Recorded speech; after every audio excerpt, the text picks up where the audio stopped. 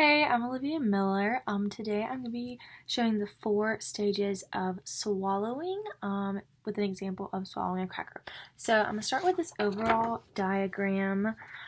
It starts right here with the oral cavity with the lips and the tongue. We have the hard palate and the soft palate over here.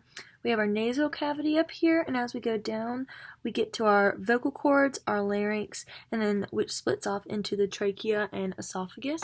And then we have our 3 sections over here, our nasopharynx, our oropharynx, and our laryngopharynx. And also, I kind of missed over here, there's our upper esophageal sphincter and our lower esophageal sphincter. So this is just an overall view.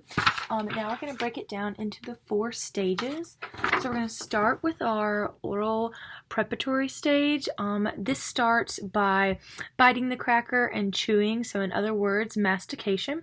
This is when the mandible opens as the tongue moves laterally to position the cracker onto the mouth. The teeth then crush the cracker and it falls medially towards the tongue. This is repeated over and over until mastication is complete. So during this, the soft palate is forward, sealing off the oral cavity from the pharynx, which, when there's no active chewing. During this, the bolus is manipulated, controlled, formed, and held. The bolus is usually a small mass of a substance. In this case, it is the chewed cracker at the moment of swallowing.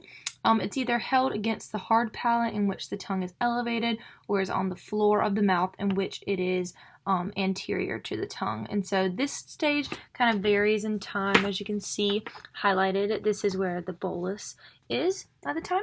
So then it goes on to our next stage, which is the oral stage, including transit and transport.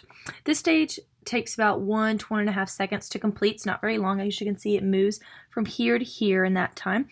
It starts with the bolus propulsion when the tongue begins posterior movement of the bolus, aka the chewed up cracker. There's coordinated anterior to posterior movement in which the tongue is elevating and progressing posteriorly while also squeezing and pushing the bolus back towards the pharynx, as you can see here. So then that leads us to our pharyngeal stage.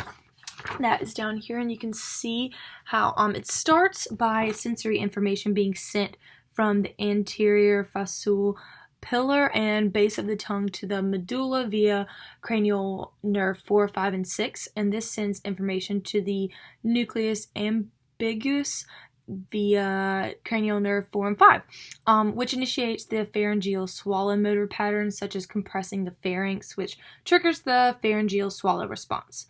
This response includes actions such as the elevation and retraction of the velum, in which the velum closes off the velopharyngeal port, which is the passage between the nasopharynx and the oropharynx to prevent the bolus from entering the nasal cavity. It also causes the base of the tongue to retract and the larynx to elevate by displacing and closing the anterior hyoid. The elevation contributes to closing the airway, and the anterior movement contributes to the opening of the upper esophageal sphincter. The elevation is possible at all because of the suspension of the larynx and by the laryngeal strap muscles and the elasticity of the trachea. So when swallowing, the airway must be protected, and the larynx does this in 3 ways. It does it by epiglottis retroversion and movement of the aryepiglottic folds, also by the arytenoids at the base of the epiglottis in the false vocal folds, and it's also protected using the true vocal folds. So other actions resulting from the triggering of the pharyngeal swallow response are the progressive superior to inferior contraction of the pharyngeal constrictors within the pharynx and the opening of the esophageal sphincter. So this opening happens by way of the muscular tension decreasing, and the laryngeal motion begins opening the upper esophageal sphincter. So the last stage leads to our esophageal stage. As we were just talking about the sphincter, you can kind of see in the pharyngeal stage how it starts to move down and then it gets right into the esophagus after. So this lasts about 10 to 20 seconds.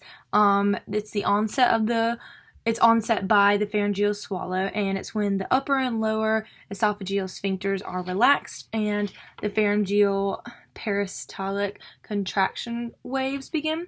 So these propagate through the upper esophageal sphincters and continue down the length of the esophagus, pushing the bolus through the lower esophageal sphincter and into the stomach. And that is all the 4 stages of swallowing.